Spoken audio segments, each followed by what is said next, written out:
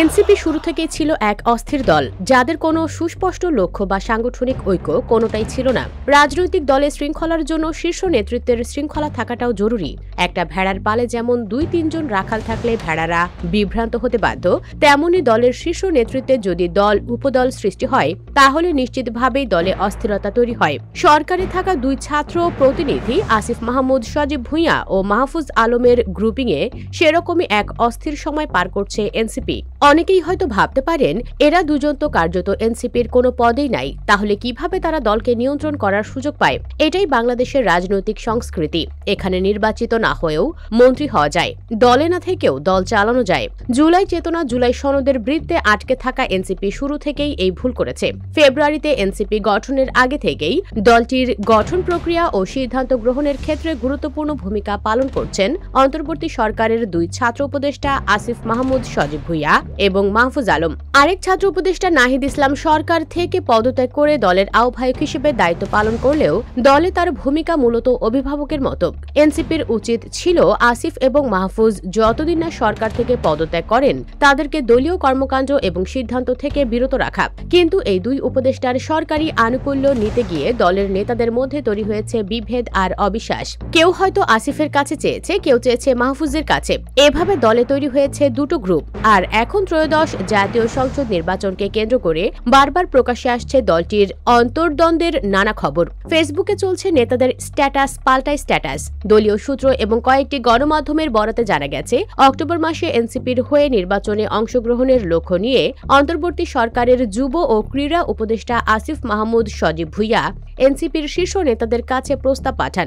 তবে এর সঙ্গে তিনি শর্ত জুড়ে দেন, তাকে যেন নির্বাচনী কার্যক্রম পরিচালনার জন্য দলের মুখ্য সমন্বয়কের পদটি দেওয়া হয়।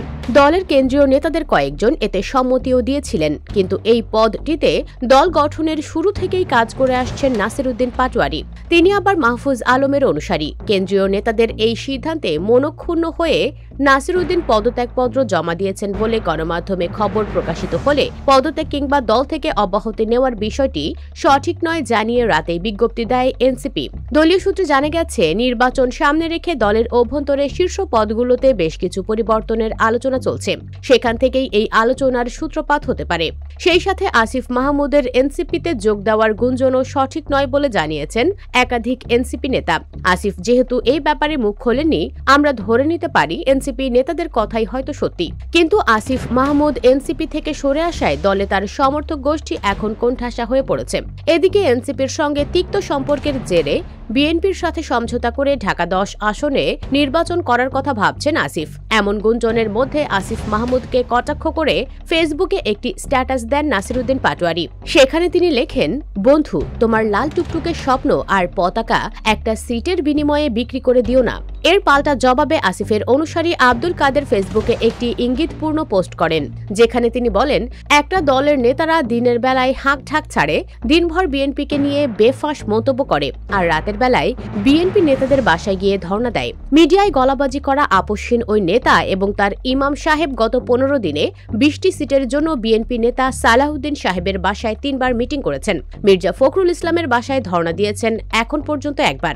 এক সময়ের সহযোদ্ধাদের মধ্যে এরকম টানাপোড়েনের মধ্যেই আসিফ মাহমুদ কিছুদিন আগে বৈষম্য বিরোধী ছাত্র আন্দোলনের স্থগিত হওয়া কমিটি আবারও সক্রিয় করেছেন। সংগঠনটির উদ্যোগে জাতীয় প্রেস ক্লাবে অনুষ্ঠিত এক আলোচনা সভায় এনসিপির সমালোচনা করে তিনি প্রশ্ন করেন, নতুন রাজনৈতিক বন্দোবস্তের রূপরেখা কি? যারা নতুন রাজনৈতিক বন্দোবস্তের রাজনীতি করছেন তারা এটা দিতে পেরেছেন কি? আমিও রাজনীতি করব, আমাকেও খুঁজতে হবে আসলে নতুন রাজনৈতিক বন্দোবস্ত কি।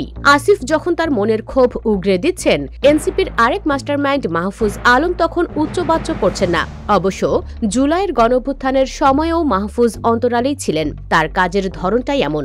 নাম না প্রকাশের শর্তে এনসিপির এক যুগ্ম সদস্য সচিব বলেছেন, আসিফ মাহমুদ আর মাহফুজ আলমের গ্রুপিং এর কারণে এনসিপির মূল রাজনৈতিক লক্ষ্য বারবার বাধাগ্রস্ত হচ্ছে।